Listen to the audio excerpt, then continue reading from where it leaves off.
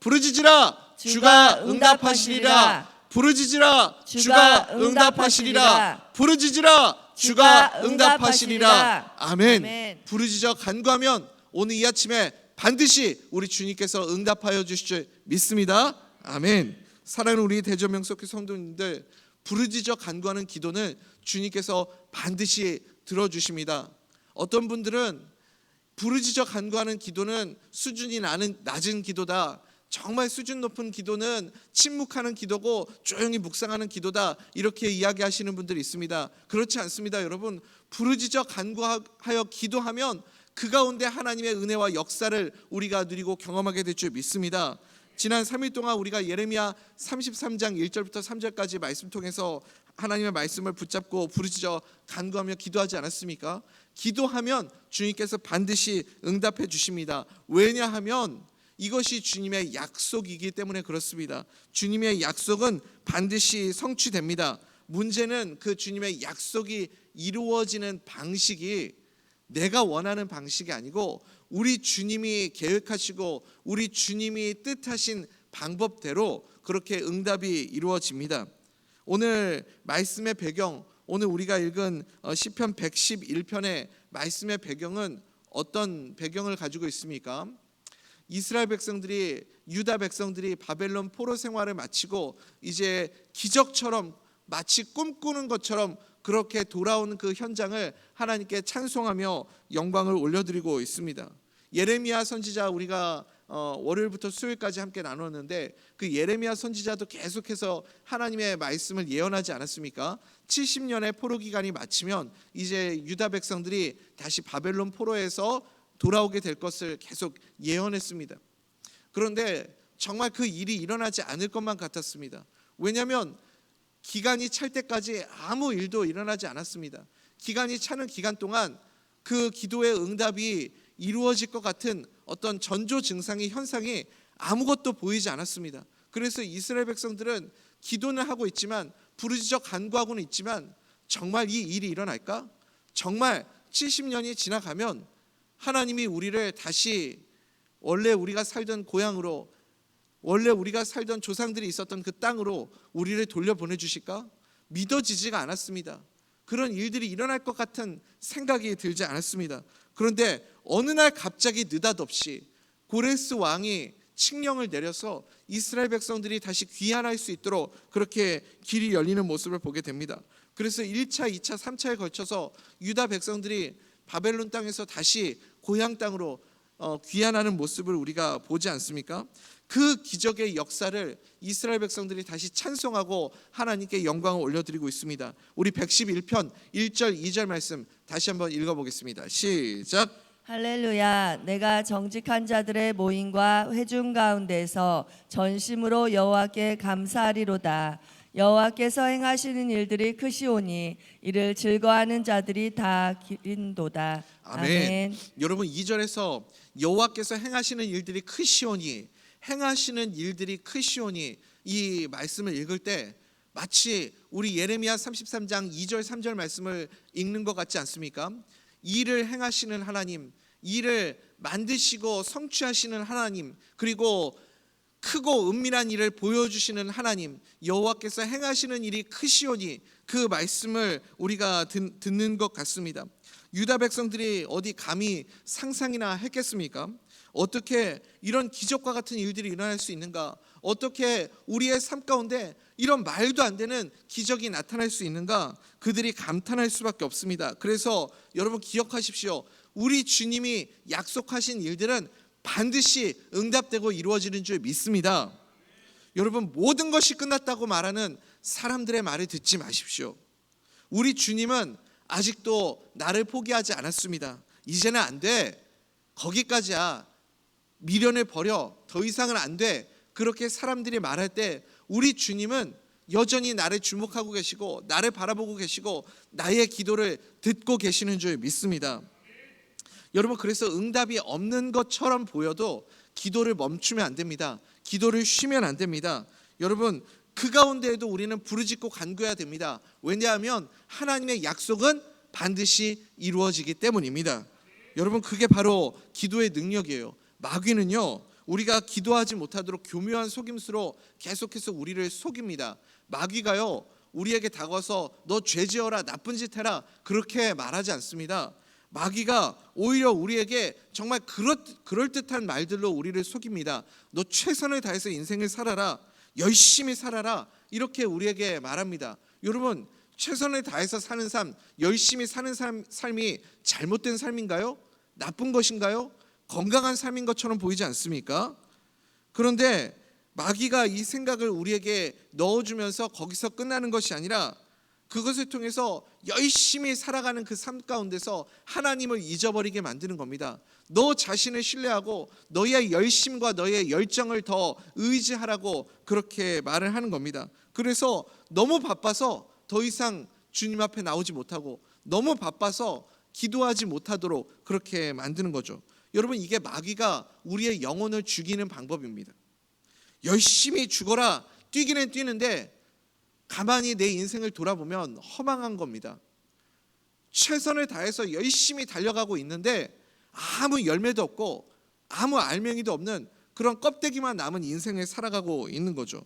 그래서 여러분, 지금은 마지막에 조금 별로 안 좋게 은퇴를 해서 지금은 좀 영향력이 많이 사라졌지만 윌로우 크릭의 그 빌 하이벌스 목사님이 쓴 책 있지 않습니까? 아마 많은 분들이 그 책 읽어보셨을 겁니다. 너무 바빠서 기도합니다. 그 목사님이 그 책을 썼잖아요.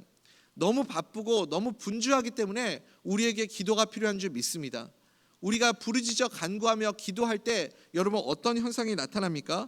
마귀가 우리의 삶을 어수선하게 만들고 마치 흐트러진 그런 방처럼 아무것도 정리되지 않아서 머리가 복잡하게 만들고 그렇게 부산하고 어수선한 그 삶 가운데 우리가 부르짖어 간구하면 그때부터 우리의 삶이 정돈되고 정리되기 시작하는 줄 믿습니다. 주님께서 우리의 삶의 우선순위를 정해주시고 무엇을 구해야 할지, 어떤 삶을 살아가야 할지 방향을 정해주시고, 그래서 우리의 삶 가운데 하나님 인생의 낭비가 없이 주님이 이끌어주시는 삶대로 부르짖어 간구하면 하나님이 허락하신 사명에 집중하는 인생이 될 줄 믿습니다. 왜 사람들이 하나님의 역사를 보지 못할까요? 왜 사람들이 자꾸 하나님이 안 계시는 것 같아? 하나님은 우리를 사랑하지 않는 것 같아. 하나님은 아무 일도 하지 않는 것 같아. 왜 그렇게 느껴지게 만들까요? 우리가 인정하든 인정하지 않든 하나님은 지금도 여전히 일하고 계시는 줄 믿습니다. 역사하고 계십니다. 내가 깨닫지 못하기 때문에 그런 거죠. 내가 느끼지 못하기 때문에 그렇습니다. 우리 주님은 정말 기적을 행하시는 분이십니다. 그 기적의 역사가 응답되고 나타날 때 우리도 이런 믿음의 고백을 하게 될 줄 믿습니다. 우리 111편 4절 말씀이죠. 같이 한번 읽어볼까요? 시작. 그의 기적을 사람이 기억하게 하셨으니 여호와는 은혜로우시고 자비로우시도다. 아멘. 사랑하는 우리 대전명석교회 성도님들, 하나님은 여전히 지금도 일하고 계심을 여러분 믿으십니까? 지금도 우리의 삶 가운데 기적을 베풀고 계심을 여러분 믿으십니까? 주님이 우리에게 지금도 기적의 역사를 허락하고 계시는 줄 믿습니다. 이스라엘 백성들에게 기적 중에 기적, 간증 중에 간증은 무엇일까요? 70년의 바벨론 포로 생활을 마치고 지금 다시 하나님이 약속한 땅으로 돌아오게 되는 것, 여러분 이것이 이스라엘 백성들 유다 민족의 최고의 간증 아니겠습니까? 예수 믿는 우리에게 기적 중에 기적, 간증 중에 간증은 여러분 무엇일까요? 나 같은 죄인이 하나님의 자녀가 되었다. 이것이 기적 중에 기적 아닙니까? 나 같은 죄인, 도대체 내가 무엇이길래 나 같은 사람 때문에 예수님께서 십자가에 달려서 죽으시고 방울방울 피 흘려서 모든 피를 쏟으시고 나를 구원하여 주셨을까? 여러분 그것을 생각할 때마다 이것이 기적 중에 기적이고 은혜 중에 은혜라는 사실을 고백할 수 있게 되기를 간절히 소원합니다. 제가 LA에서 사역할 때 늘 그 목회자들을 그렇게 잘 섬겨주시는 권사님이 한 분 계셨습니다.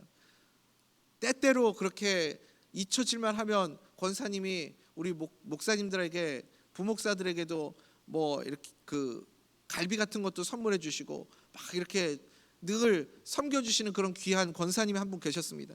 근데 그 권사님이 어느 날 저에게 그런 고백을 하시더라고요. 제가 이제 설교를 한 다음에 설교 말씀을 듣고 간증을 하시는데, 본인은 지금도 자다가 내가 구원받았다는 사실이 너무 감격스럽고 너무 기뻐서 자다가 일어나서 그 감사의 기도를 드릴 때가 있다는 겁니다. 어떻게 나 같은 사람을 주님이 구원해 주셨을까?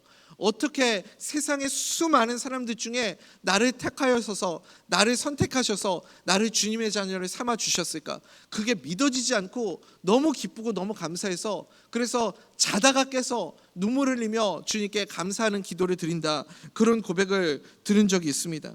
여러분, 나를 구원하여 주신 주님이 지금도 나와 함께 동행하여 주심을 여러분 믿으십니까? 내 안에 예수 그리스도께서 살아계심을 여러분 믿으십니까? 이것이 기적 중에 기적이고 우리에게 베풀어 주신 가장 큰 간증의 고백인 줄 믿습니다.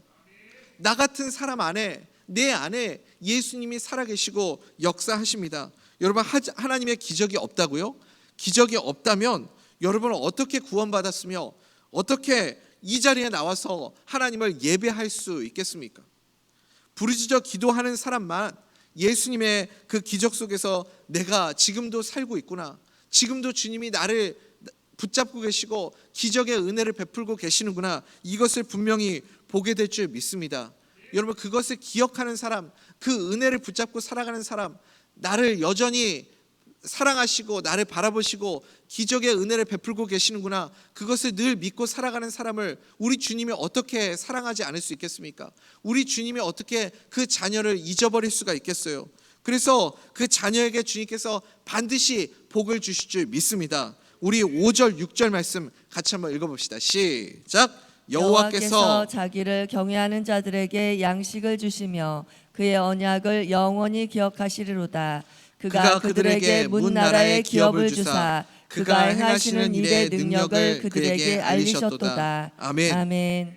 그래서 여러분, 지금 당장 기도의 응답이 있지 않더라도 낙심하지 마십시오. 포기하지 마십시오. 주님은 여전히 나를 기억하고 계십니다. 나를 주목하고 계십니다. 나를 생각하고 계십니다. 나에게 시선을 떼지 않고 가장 좋은 때에, 가장 알맞은 때에 나의 기도를 들으시고 응답하여 주실 그 때를 바라보고 계시는 줄 믿습니다. 베드로후서 3장 9절의 고백처럼 여러분, 주의 약속이 어떤 이들이 말하는 것 같이 더디다고 생각하지 말라, 그렇게 말씀하지 않습니까? 지금 내가 부르짖었는데 왜 주님이 응답하여 주시지 않지? 왜 하나님이 아무것도 일하시는 것 같지 않지? 여러분, 그렇게 생각하지 마십시오. 하나님은 지금도 일하고 계시고 가장 좋은 때에 가장 좋은 타이밍에 응답하여 주시는 줄 믿습니다.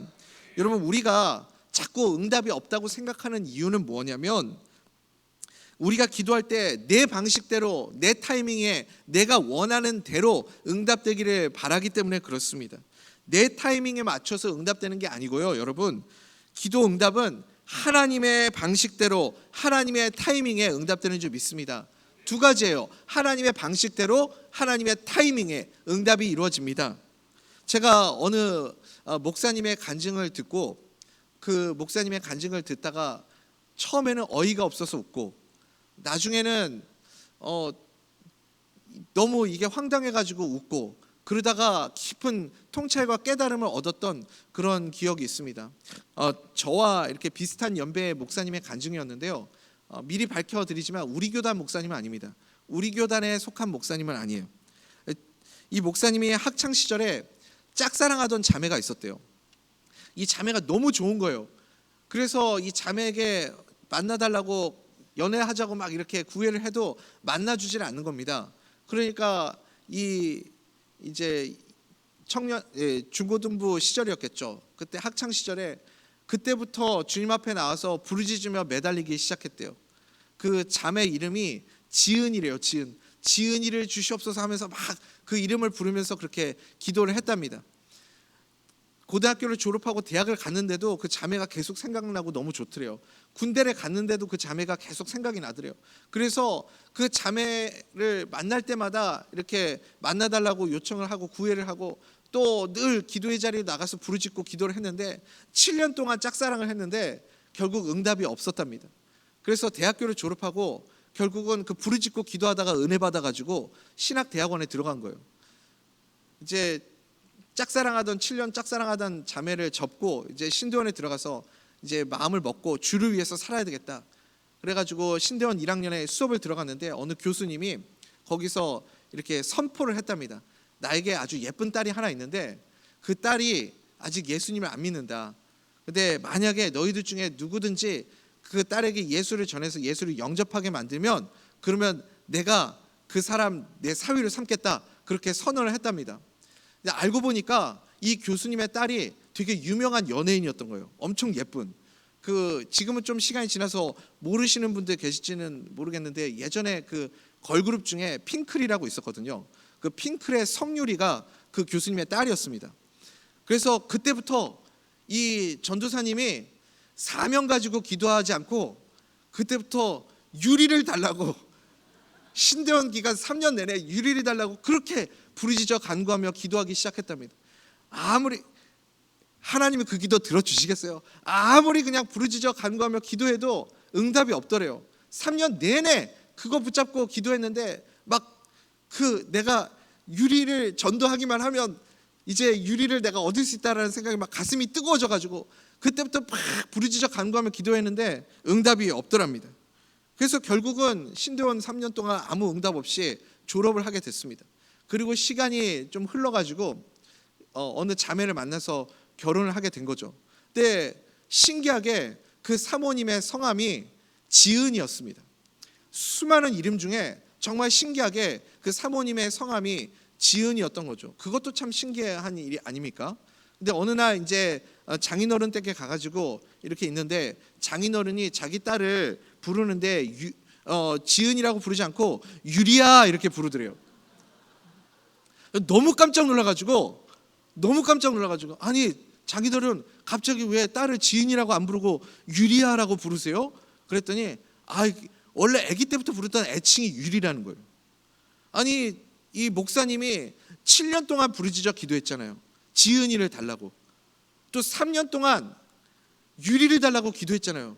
그런데 그 10년의 그 기도를 하나님이 들으시고 정말 그 기도대로 응답해 주신 겁니다. 너무 신기한 일 아닙니까? 그러니까 나중에 이 목사님이 이제 이 간증을 하고 수습을 해야 되니까 내가 결혼한 이 지은이가 옛날에 짝사랑했던 지은이보다 훨씬 예쁘고 성유리보다 훨씬 예쁘고 훨씬 믿음도 깊고 그 성품도 좋다고 그렇게 수습인지 진짜 진심인지 어쨌든 그 목사님도 살아야 되니까 그렇게 마무리를 짓는 모습을 보게 되었습니다. 여러분 웃으면서 우리가 이야기를 들었지만 뭐 말도 안 되는 얘기라고 그렇게 이야기를 들었지만 그 안에 깊은 통찰이 있습니다. 이게 정말 될까? 이게 정말 이루어질까? 우리가 부르짖어 간구하면 주님께서는 우리가 기도한 대로 응답하여 주실 줄 믿습니다. 가장 좋은 타이밍에 가장 좋은 때에 하나님의 방식대로 하나님의 타이밍에 우리의 간구를 들으시고 응답하여 주시는 줄 믿습니다. 여러분 이것이 기도의 능력입니다. 이것이 기도하면 반드시 응답하여 주신다는 주님의 약속입니다. 여러분 왜 안 이루어졌다고 생각할까요? 내 타이밍이 아니기 때문에 그렇습니다. 내가 생각한 때가 아니기 때문에 주님이 응답하여 주시지 않는다라고 우리가 생각하는 겁니다. 여전히 부르짖으면서 기도하면서도 내 생각, 내 뜻, 내 계획을 가지고 주님 앞에 나아가기 때문에 그렇습니다. 다 내려놓고 주님만 붙잡으면 예수님만 붙잡으면 그리고 부르짖어 간구하면 주님께서 우리의 삶을 인도하여 주시고 이끌어 주실 줄 믿습니다. 저희 어머니가 그런 간증들이 참 많거든요. 정말 이것도 들어주실까? 정말 이런 기도까지도 하나님이 응답하여 주실까? 그런 생각을 가지면서도 기도하는 그 순간들이 있었답니다. 부르짖어 간구할 때가 있었대요. 저희 집에 이제 제가 소개했잖아요. 저희 집이 5남매라고. 그러니까 자식들이 많으니까 가지 많은 나무에 바람 잘 날 없다고 늘 기도할 일들이 늘 있는 겁니다. 저희 누님 중에 한 분이 이제 뉴질랜드에서 사시거든요. 뉴질랜드에 고생을 하면서 살다가 이제 집 하나를 샀는데 그 집에 이제 그 외국 집들은요 이렇게 집 모양을 앞에서 보면 그냥 2층 집 같이 보이는데 뒤에서 보면 반지하처럼 이렇게 베이스먼트가 있습니다. 지하가 있거든요. 근데 이렇게 그 딸이 사는 그러니까 저희 누님의 딸이 사는 방이 이렇게 뒤쪽인가 봐요. 근데 마당 뒤쪽에 있는 집인데 거기는 이렇게 숲이 어우러져 가지고 나무들이 큰 나무들이 많으니까 햇빛이 안 들어오는 겁니다. 빛이 하나도 들질 않는 거예요. 그래가지고 이 딸아이가 방에 빛이 안 들어오니까 늘 어두컴컴하고 이렇게 답답하니까 저희 누님이 어머니에게 기도 요청을 했대요. 엄마, 그 뒷마당에 나무 좀 없어지게 해달라고 좀 기도 좀 해줘. 근데 그 뉴질랜드 같은 나라는요, 나무를 함부로 벨 수가 없어요. 우리 집 뒷마당에 있는 나무라고 내가 마음대로 벨 수가 없고, 나라에서 허락을 해주지 않으면 나무 한 그루도 마음대로 벨 수가 없습니다. 그래서 그 나무를 손댈 수가 없는 겁니다. 내 마음대로 할 수가 없어요. 엄마, 저 나무 좀 없어지게 해달라고 기도 좀 해줘. 그랬는데 저희 어머니가 그게 될까? 아니, 그게 말이 되는 일인가 싶은데도 오냐 알았다 하면서 주님 앞에 나와서 기도를 했답니다. 주님, 어떡합니까? 딸아이가 그 나무 좀 없어지게 해달라고 기도를 해달라는데 주님, 어떻게 안 되겠습니까? 좀 기도하면서 하나님, 그 뒷마당에 나무 좀 없어지게 해주십시오. 그렇게 기도를 했답니다. 근데 어느 날 저희 누님이 전화가 왔어요. 엄마 기적이 일어났어. 기적이 일어났어. 무슨 일인데? 뒷마당에 나무를 사람들이 와서 베어갔어. 막 이러면서 이야기를 하더래요. 여러분, 정말 우리가 부르짖어 간구하면 우리가 기도한 대로 응답하여 주실 줄 믿습니다. 의심을 내려놓고 이게 정말 될까? 여러분, 다 내려놓고 부르짖어 간구하면 주님께서 응답하여 주실 줄 믿습니다. 그 기적의 역사를 경험하면, 기적을 베푸시는 하나님을 우리가 만나면 우리 마음속에 주님을 경외하는 마음이 생겨나게 될 줄 믿습니다. 우리 111장 10절 말씀 같이 한번 읽어볼까요? 시작. 여호와를 경외함이 지혜의 근본이라. 그의 계명을 지키는 자는 다 훌륭한 지각을 가진 자이니 여호와를 찬양함이 영원히 계속되리로다. 아멘. 여호와를 경외한다. 여호와를 경외한다. 이 말은 어떤 의미를 가지고 있습니까? 주님을 바라볼 때 두려워하는 마음을 가지고 있다라는 뜻도 있지만, 여러분, 무서워서 벌벌벌 떠는 그런 감정하고는 경외하는 마음은 다릅니다. 두려운 마음 속에 정말 주님이 응답하여 주시고 기적을 베풀어 주시는 그 상황을 만나게 되면, 여러분, 우리 마음 속에 이게 정말 말이 되나? 이게 정말 주님이 아니면 할 수 없는 일인데 정말 이런 기적이 나의 삶 가운데 일어날 수 있나? 그런 생각이 들면서 몸이 벌벌벌 떨리는 그런 순간들이 있습니다. 그러면서도 마음 한쪽에 감사와 감격과 기쁨이 넘쳐나게 되는 거죠. 여러분, 이게 주님이 주시는 아주 신비한 감정인데 이게 주님을 경외하는 마음인 줄 믿습니다. 언제 주님을 경외하는 마음이 생깁니까? 우리의 영의 눈이 뜨여서 하나님이 우리 기도에 응답하여 주시고 기적을 베풀어 주시고 은혜를 허락하여 주실 때, 이게 정말 주님이 행하시는 일이구나. 우리의 영의 눈이 뜨이지 않으면 그거 못 보거든요. 이게 정말 우연이구나, 어쩌다가 그런 일이 생겼구나가 아니라 영의 눈이 뜨여서 주님이 일하고 계시는구나, 하나님이 나와 함께 계시는구나, 하나님이 역사하고 계셨구나, 그게 경험이 되고 느껴지고 생생하게 체험이 되면 우리 주님을 경외하는 마음이 생겨나게 될 줄 믿습니다. 부르짖어 간구하여 기도하였던 것들이 하나도 땅에 떨어지지 않고 그 모든 것들이 하나하나 다 그대로 응답되고 이루어지는 그 순간을 경험하게 되면, 여러분, 우리 마음속에도 주님을 경외하는 마음이 생겨나지 않겠습니까? 그래서 그 주님을 경외하는 자들, 10절 말씀 보니까 주님의 계명을 지키는 사람은 다 훌륭한 지각을 가진 자다, 그렇게 말씀합니다. 여기 이 지각이 뭘까요? 예수님이 나와 함께 계심을 믿는 지혜입니다. 지혜. 이 지혜가 지각입니다. 우리 잠언에서도 계속해서 나누었던 말씀 아닙니까? 지혜는 무엇입니까? 예수 그리스도가 곧 지혜인 줄 믿습니다. 그 예수 그리스도를 붙잡고 그 예수님이 내 안에 분명히 계시고 살아계시고 나와 함께 계시는 것을 깨닫고 믿는 것, 그것을 체험하는 것, 그것이 지혜인 줄 믿습니다. 사랑하는 우리 대전명석교회 성도님들, 내 고집, 내 생각 다 내려놓고 의심 내려놓고 오늘 이 아침에 부르짖어 간구하십시오.